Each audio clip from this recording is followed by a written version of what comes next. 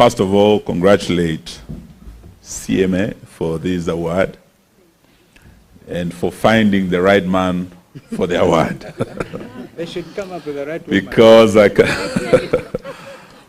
can tell you that as our team leader, we are very, very proud of him and what he has done for this country. When you're talking about peace, this country has known instability before.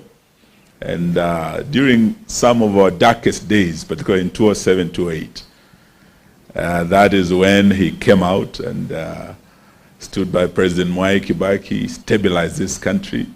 So the peace we celebrated, then after that, he had something to do with it. And this country remembers him for that. And not just in this country, beyond our borders, in the Sudan, South Sudan, the role he has played in stabilizing the region, in bringing peace in the region.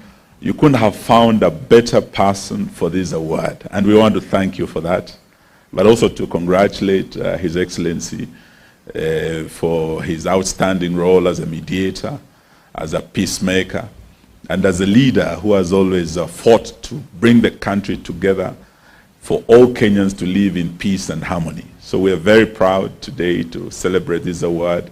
And the Bible says, blessed are the peacemakers, for they shall be called the children of God. Your Excellency, congratulations, and we are very proud of you. But also to say what Bishop Desmond Tutu once said, that without justice, there can be no peace. Without peace, there can be no development.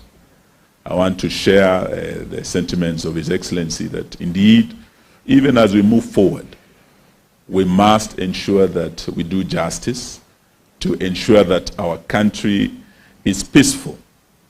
What happened last year and this year in terms of the demonstrations against the Finance Bill 2023 and the Finance Bill 2024, and the Gen Zs who were killed, their families are still crying out for justice. Perhaps today we might see the country is calm and think that our country is peaceful.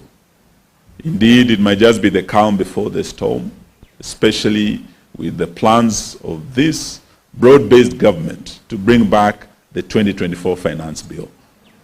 We did tell them last year that please drop this Finance Bill.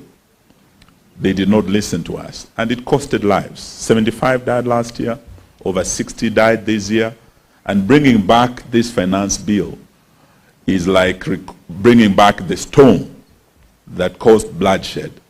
And as we celebrate this peacemaker, we want to reach out to the broad-based government to tell them not to provoke the wrath of the Gen Zs to come back to the streets, but also to do justice for the families who lost their dear ones. And that we will fight for even as we celebrate this award. Perhaps maybe I would invite Governor Waitito and one or two colleagues to also congratulate our leader, but to assure the country that even as we move forward, we will continue fighting for peace and for justice for our fellow Kenyans. Karibu Governor, usalimie, upongeze kiongozi wetu. I also take this opportunity to congratulate the